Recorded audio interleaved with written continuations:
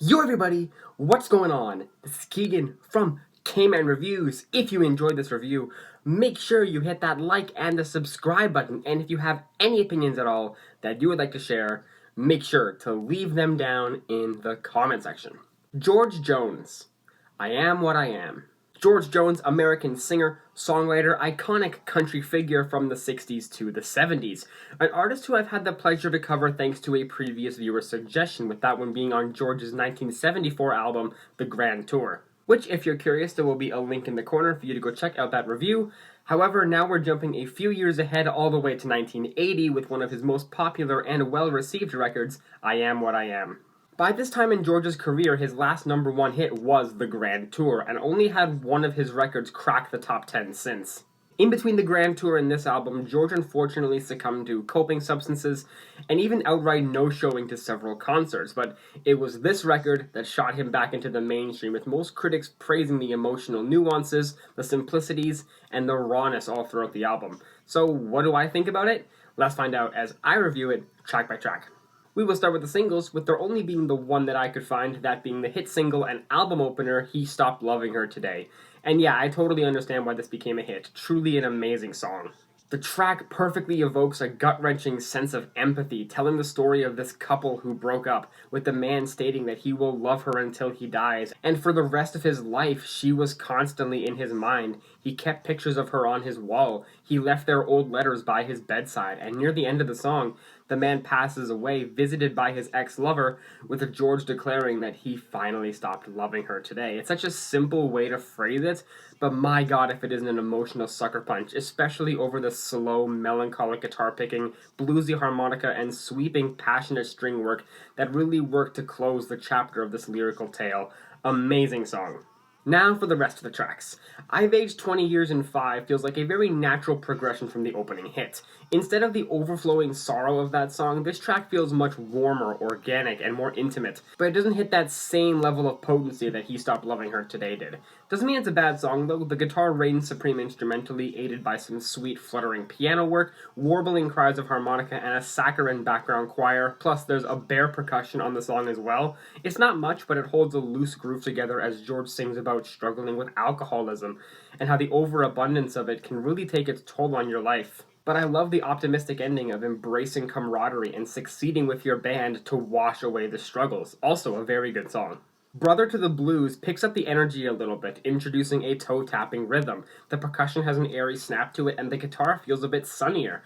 It's not necessarily an upbeat song, but it feels like a natural transition to liven up the spirit of the record. George's vocals, however, still cling on to that signature classic country emotion, which provides a very heartfelt listen as he sings about this couple who I'm assuming is based off these stereotypes that make up their personality. She's a sister to Satisfaction, he's a brother to the Blues. Very nice track.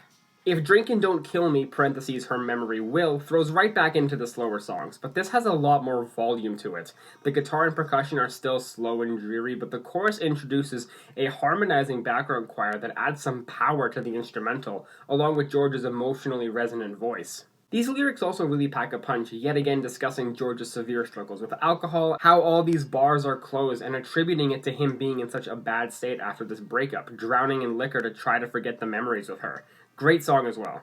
His Lovin' Her Is Gettin' In My Way is the first true upbeat, exuberant track on the album, and my god, this is such a fun tune. The percussion has an engaging slap to it, the guitar plucking is buoyant, and the harmonica adds a colorful touch to the song. George's singing here is amazing as well, especially when he gains some harmonies for the chorus. Really sounds like a full band performance, and it's got great energy to it. Which, even clocking at under 2.5 minutes, the track doesn't feel short or barren at all. Despite that, the lyrical content of the song is still negative about how our narrator ended this relationship with this woman, and now she moved on to another man, and now he's jealous, detailing all the little things, how it's his name on the mailbox, and how he's drinking our narrator's tequila. It's a fun track, and an album highlight for sure. I'm Not Ready Yet instantly throws right back into the melancholy of the previous tracks, and it's still good. It has the fastest tempo out of the slower songs so far, and also the most notable percussion, and one of the first essences of a bass line I could find on the record, which is actually very prominent and suit the song well. Along with that, there's the typical twangy guitar, more piano, and some background cooing, adding another layer of emotion to the song, which when accompanied by George's more gentle and intimate vocal delivery, It feels like a very passionate song and even includes a monologue for the second verse as a pseudo-solo plays. It's certainly the most dynamic track on the album, and I really enjoy it. I'm the One She Missed Him With Today almost has a breezy characteristic to it, most notably shown in the guitar work being very easygoing, especially when it cries out for an extra background melody. It's almost tropical, strangely enough, which is also helped by the skipping taps of the percussion. Aside from that, though, the vocals are again good. I especially like the consistent rising and falling of the background singers. It's a bit different and more developed than the other tracks with that same harmonizing. Lyrically, it deals with this couple and how the wife knows there isn't that same initial passion anymore, and she's actually missing the narrator instead of missing the husband when he goes off to work. Pretty good song here. Good-Hearted Woman has a very clean, almost honky-tonk melody to it. It's upbeat, it's catchy, the percussion is quick and romps all over this easygoing guitar and full piano, while also being accompanied by some more tasteful harmonica embellishments. The track just oozes a sunny aura. Even George's vocals in the harmonies for the chorus feel happier than with any other song so far, as these lyrics corroborate that vibe just about this happy and accepting couple, notably highlighting this good-hearted woman in love with her good-timing man despite his unique ways she doesn't understand. Very lovely song. A hard act to follow, the shortest song on the album, just barely being over 2 minutes, and it's a catchy little ditty with punchy rockabilly drums, staccato triplet guitar strumming, and even more harmonica. It's definitely the snappiest instrumental on the record.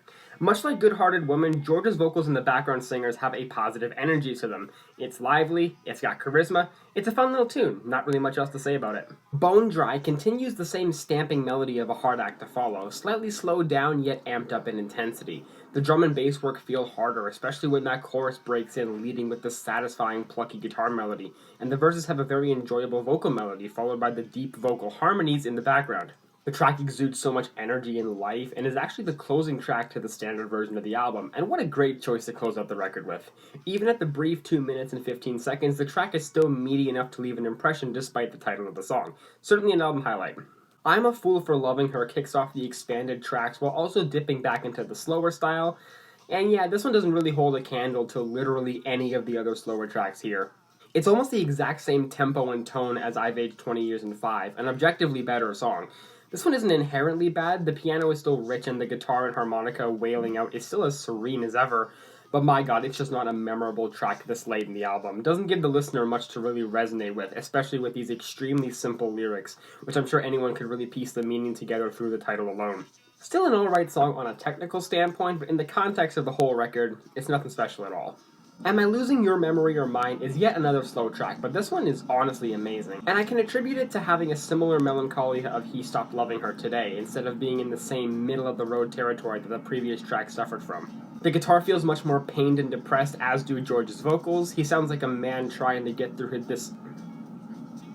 The guitar feels much more pained and depressed, as do George's vocals. He sounds like a man trying to get through this extraordinary heartbreak, like the loss of a soulmate, as he sings about these situations and how he doesn't even remember doing any of them, which can work for both sides of the coin. If he's losing this partner's memory and all the things they did together, or he's losing his own memory, maybe growing ever older. It's a striking track and probably one of the best ballads on the album. The Ghost of Another Man continues this slow streak of expanded edition tracks, and I do enjoy this one, but not to nearly the same caliber as the other slow ones.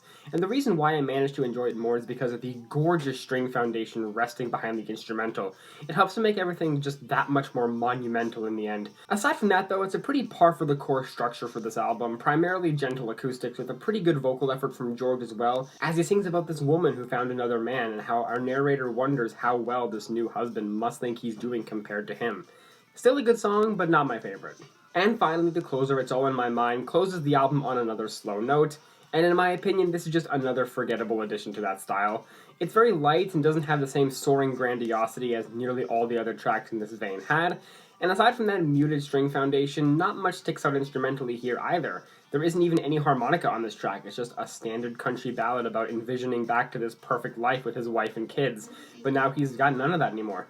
Frankly, the Grand Tour is multiple times better at conveying this kind of emotional reminiscing. I'd rather just listen to that. Overall, I still can't deny this is a fantastic record. A lot of phenomenal country tracks, emotional lyrical through lines, and punchy vocal performances. However, the same problem I had with the Grand Tour still holds here. There is a decent chunk of forgettable material here, most notably in the collection of ballads here, especially in the expanded version, although that problem doesn't resonate as bright as it did on the Grand Tour. Still, A great record. I certainly understand why it's been heralded as a classic.